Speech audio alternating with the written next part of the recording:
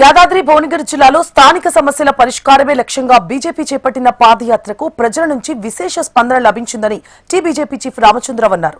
జిల్లా నాయకత్వం ఇచ్చిన పిలుపు మేరకు భువనగిరి మండలం వడపర్తి నుంచి చీకటి మామిడి వరకు నిర్వహించిన ఈ పాదయాత్రలో ఆయన పాల్గొన్నారు. ఈ సందర్భంగా తెలంగాణ రాష్ట్ర ప్రభుత్వంపై విమర్శలు గుప్పించారు.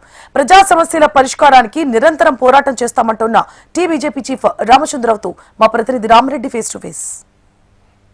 ఎందుకు రాష్ట్ర నాయకత్వమైన రామచంద్రరావు గారు మనతో పాటు ఉన్నారు. యాదాద్రి జిల్లా వ్యాప్తంగా ఉన్న ప్రధాన సమస్యలు రోడ్లు మరియు సాగునీరుపై భువనగిరి మండల్ వడపర్తి నుండి చికడమాడి వరకు సాగిన పాదయాత్రలో సమస్యలు ఎలాంటి దృష్టికి వచ్చాయి, ఈ యాత్ర వల్ల స్పందన ఎలా ఉంది, మరిన్ని విషయాలు మాట్లాడేందుకు రాష్ట్ర నాయకుడు రామచంద్రరావు గారు మనతో పాటు ఉన్నారు. మరిన్ని విషయాలు నేను అడిగి తెలుసుకుందాం.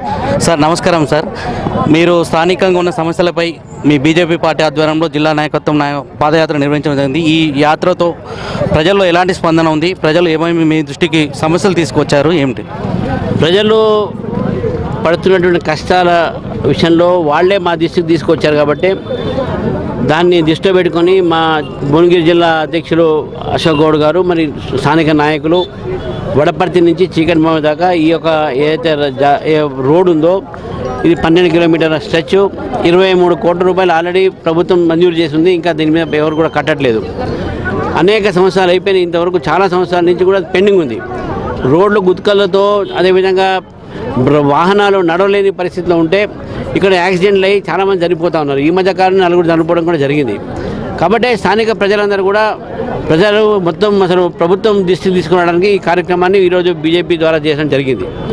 ఇది ఒకేపు అయితే ఈ ప్రాంతంలో చాలామంది రైతులు అంతా కూడా అందరూ ఇక్కడ అగ్రికల్చర్ మీద డిపెండ్ అయ్యేవాళ్ళు, అందరూ కూడా వ్యవసాయం చేసేవాళ్ళే.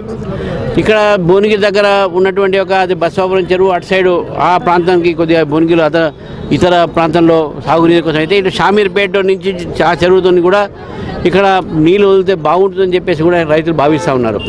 బట్ ప్రభుత్వము ఒకవైపు రైతులను పట్టించుకోవట్లేదు. ఈరోజు రైతులను పట్టించుకునేటువంటి ఒక నాదుడే లేదు ఈ రాష్ట్రంలో. యూరియా ఎరువులు అని సబ్సిడీలు ఇస్తుంది కేంద్ర ప్రభుత్వం, కానీ ఈ ప్రభుత్వం మాత్రం రుణమాఫీ చేయట్లేదు, రైతు బంధు సరిగా ఇవ్వట్లేదు.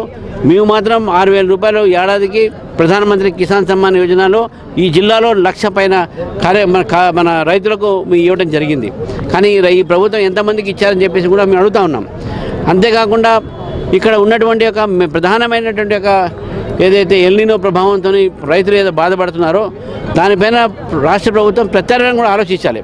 ప్రత్యామ్నాయం ఆలోచించకుండా కేవలం నీటి మీద రాజకీయాలు మాత్రమే చేస్తుంది ఈ ప్రభుత్వం అని చెప్పేసి కూడా భారతీయ జనతా పార్టీ భావిస్తూ ఉంది.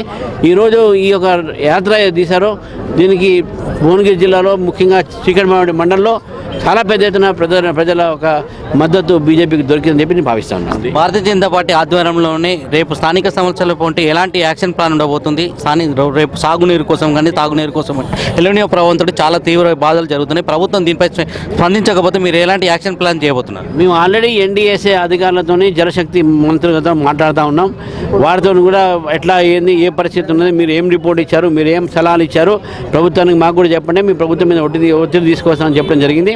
ఏది ఉన్నప్పుడు కూడా నీటి సమస్య మీద రాజకీయాలు చేయకుండా రైతులు ఆదుకోవాల్సిన అవసరం ఇదని చెప్పేసి ఆ సమయం కూడా ఇది అని చెప్పేసి కూడా భారతీయ జనతా పార్టీ భావిస్తాం. స్థానిక సమస్యల మీద భారతీయ జనతా పార్టీ ఒక యాక్షన్ ప్లాన్ రూపంగా ఎన్డీఎస్ఏ తోటి కూడా తీసుకోవడం జరిగింది. నీటి మీద రాజకీయం చేయకుండా రైతులకు సాగునీరు అందించాలని చెప్పి చెప్పడం జరుగుతుంది. కెమెరామెన్ రవితో రామరెడ్డి, చీకటిమామిడి నుండి.